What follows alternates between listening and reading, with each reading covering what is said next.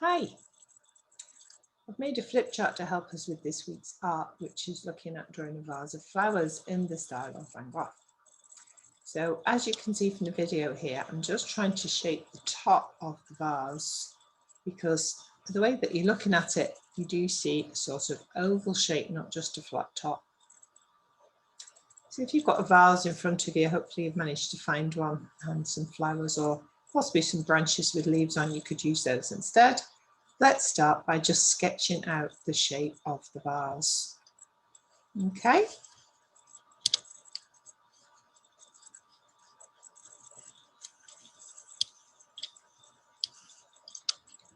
Next thing you want to do is to just look where your flowers are, or your big leaves. Just put a little dot where each one is so you get them in the right place. And when you've done that, look at the size of them. Hopefully there'll be quite big ones that you can manage to do, or leaves. It will be fine. And just draw in the basic shape of your flowers. Pay attention to where they are in relation to one another. These two that I'm drawing here in the picture are actually touching. I'm just going to draw those in. And then look where the stems are. Very lightly to start with until you've made your mind up that you've got things in the right place. And if there's any big leaves, you need to put those in as well. Always looking at the position of the things that you're drawing in relation to each other and checking that you've got the size correct. Keep looking back at what you've got in front of you. If you didn't manage to find a vase of flowers or a vase of twigs and leaves, then there's some pictures on the website that you could use instead. I've got tulips, as you can see. Okay. Next, you can see I've drawn out the flowers then. I've got a basic outline that I've done with my pencil. Now, for this, I've used coloured chalks, but I don't know what you've got at home, whether you've got paint or coloured chalks. So just going to have to be adaptable and use whatever you've got. If we were in school, we would be using chalks, so that's what I decided to go with. Now, I've only got a limited selection of colours here at home, so you can see I'm starting with red, even though my tulips are actually purple. I'm going to use colour mixing skills here, and hopefully you've worked out what other colour I need to use. So I'm just filling in the whole of the shape there with red. And then, did you guess? Yes, we're going to put some blue over the top.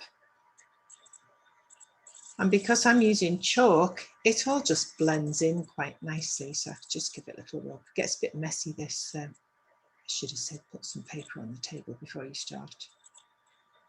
Just rubbing that in. And as you can see, that looks quite purple now. And then I'm shading in where I think the darker bits are on the flower. Keep looking back all the time, using the blue there because it's the darker colour. Shade that in, and then I'm going to see what other details there are that I haven't done. A little bit more dark there. And then if you look at the bottom of the flower in the photograph here, you can see that that is quite white and it's sort of creamy colour. So I'm going to use some lighter colours there and just put those details on, make it look a little bit more three-dimensional. There we go, a bit more white. And again, you can use your finger to blend it in. Don't rub too much though, it can get very messy this if you're not careful.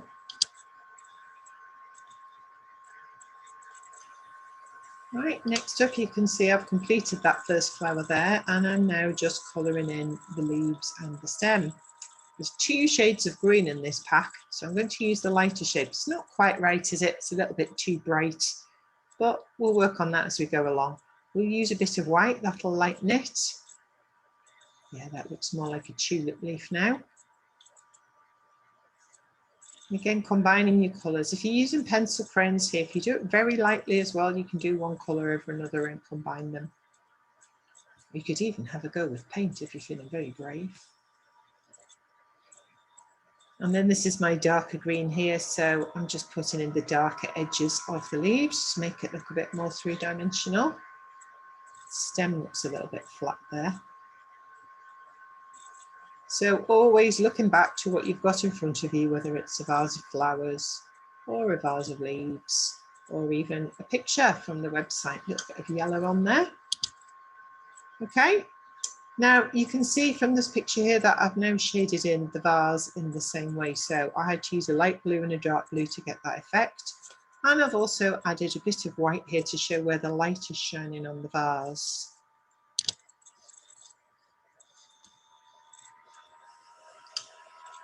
And here just adding a little bit more white. White is very useful when you're using chalks. Always look, where's the light coming from into your room? Is it from above? Is it through the window? Where is it shining on what you're looking at? I'm just blending that in to make it look a bit more three-dimensional. Okay, now I'm happy with the vase now, so I'm going to do the rest of the flowers in the same way that I did the first one. Again, you can see the colour changes quite a lot from using the red and the blue and rubbing them in together. And I've made my leaves a bit more three-dimensional using darker green and black and white just to blend. They're a great thing to use, chalks, because even if you go wrong, you can keep going over it until you're happy with it. So you've got quite a blurry background there, and then you can put your details on top. So when I've completed all my flowers, that's what mine looks like. I'm quite pleased with that. And then just going to fill in the background. It's got a bit messy now, so I think I've chosen a colour that contrasts with the vase and the flowers, just a pale creamy orange colour. And I'm just going to fill in the background, and that will cover over all those fingerprints that I've accidentally made when I was rubbing in the chalk. That's my background. Again, you can do this with pencils. If you are using coloured pencils, try and get all the lines going in the same direction. Makes it look much neater. And that's my finished effort. But as I always say, I'm sure that you can do much, much better. But I look forward to seeing some of them.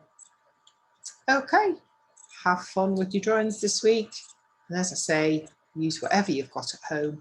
Just concentrate on really what's in front of you and what you're looking at. Okay, bye.